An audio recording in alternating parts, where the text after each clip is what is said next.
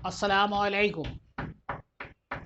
मैं ज़हीर मियाँ अपने यूट्यूब चैनल ज़हीर रूहानी फ़ायदे में अपने सभी व्यूअर्स का इस्तकबाल करता हूँ। औज़ु बिल्लाहि मिनश शैतानिर रजीम। पनाह मांगता हूँ अल्लाह तबारक व तआला की शैतान मरदूद से। बिस्मिल्लाहिर रहमानिर रहीम। अल्लाह के नाम से शुरू जो नहायत मेहरबान रहम फरमाने वाला है।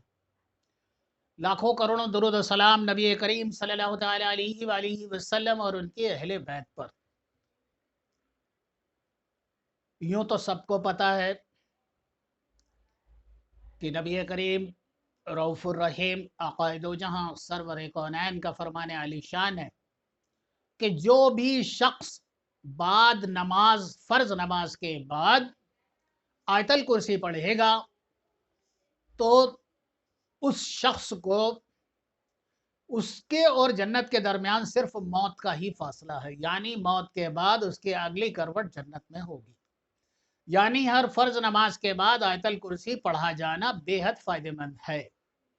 अब इसी के साथ साथ मैं आपको एक और नुस्खा बता रहा हूं आंख की रोशनी वापस लाने के लिए।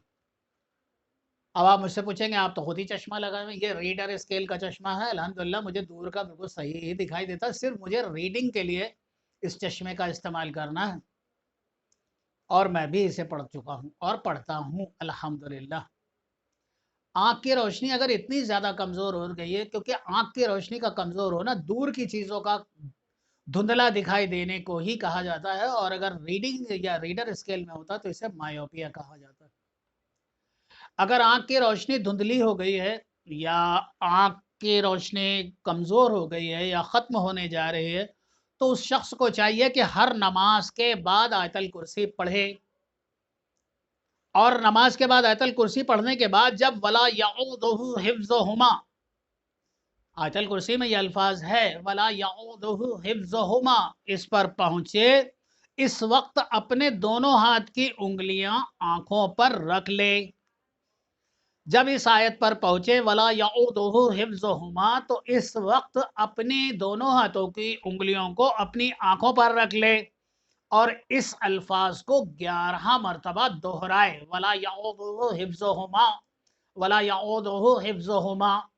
इस तरह इस अल्फाज को 11 मरतबा दोहराए। मैं आपको इसका बेहतर तरीका भी बता देता हूँ। फ़र्ज़ नमाज के बाद आयतल कुर्सी आप पढ़ लें और फिर उसके बाद में निगाह की को तेज़ और रोशनी को बरकरार रखने के लिए फिर आयतल कुर्सी पढ़ें और जब इस अल्फाज पे पहुँचे वला यऊदुहु हिफ्ज़ुहुमा, तो इसे 11 मरतबा दोहराएं और फिर आयतल कुर्सी मुकम्मल कर लें और फिर अपनी उंगलियों पर दम करें और उन उंगलियों को अपनी आंखों पर फेर लें। बाहवाला तज़किरतुल औलिया सफ़ा नंबर 24 और नुस्खा रकम 76 और 77।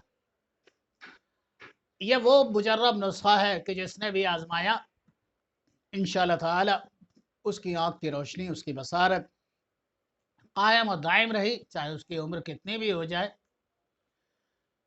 और एक बात ज़ेर ज़हन रखिए, ये नुस्खा आपके लिए तभी मुफीद है जब आप नमाज़ें पढ़ते हैं, और फ़र्ज़ नमाज के बाद आयतल कुर्सी तो आप इसलिए पढ़ लें कि आपको अल्लाह तबारक व तआला से जन्नत की दरख्वास्त है। ये इसलिए पढ़ लें कि आपको अपने आँखों के नूर को, अपने आँखों की बीनाई को वापस और सही सलामत रखना है, इसलिए पढ़ लें। तो इसका मतलब ये हुआ कि ये नुस्खा सिर्फ़ उन्हीं के लिए कारगर है जो नमाज़ों के पाबंद हैं। अल्हम्दुलिल्लाह।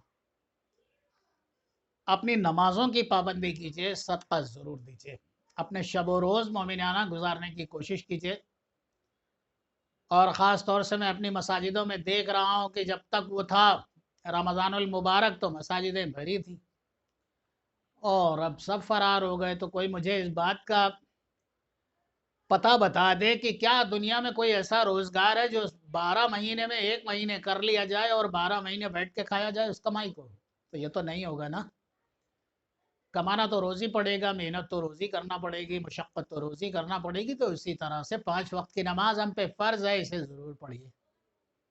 सदका आपके बलाओं को टालता है, इसे ज़रूर दीजिए। अपने अजीज़ व अकारिब के लिए दुआ कीजिए, अपने अहले खाना के लिए दुआ कीजिए, अपने लिए दुआ कीजिए। اور امت مسلمہ کے لیے دعا کیجیے۔ آج جو یہ ہمارا حشر ہے نا کہ آج یہ خوف ہے، یہ آ گیا، وہ ہمیں کھا جائے گا، وہ ہمیں چبا جائے گا، وہ ہمارے عبادات کے مقاموں کو، یہ کیوں تہس نہس ہو رہے ہیں؟ کیونکہ ہم نے اپنے مساجدوں کو خالی چھوڑ دیا، ہم نے اپنے دین کو پشے پست ڈال دیا، اپنے پیٹھ پر ڈال دیا۔ ہم قرآن پڑھتے تو ہیں، ہمارے دلوں میں نہیں اترتا، کیونکہ ہم نے قرآن کو سمجھنا ہی نہیں چاہا۔ ابھی وقت ہے، اے امت مسلمہ کے لوگوں، بیدار ہو جاؤ، آنے والا وقت اور اس سے زیادہ خراب ہے، اور حالات بگڑتے ہی جائیں گے، یہ آپ قطعی مطمئن رہیں۔ آج نہ مسلمان کی رفتار مومنوں جیسی ہے، نہ گفتار مومنوں جیسی ہے، نہ لباس مومنوں جیسا ہے، نہ اس کا کھانا پینا مومنوں جیسا ہے۔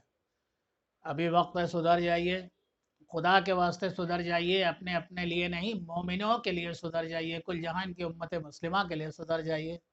دعا کیجئے کہ اللہ تبارک و تعالی ہم سب کو امن و عافیت سے رکھے، ہمارے مال و زر و عزت و آبرو کی حفاظت فرمائے، ہماری عبادت گاہوں کی حفاظت فرمائے، آمین۔ بہت سی دعاؤں کے ساتھ اللہ حافظ۔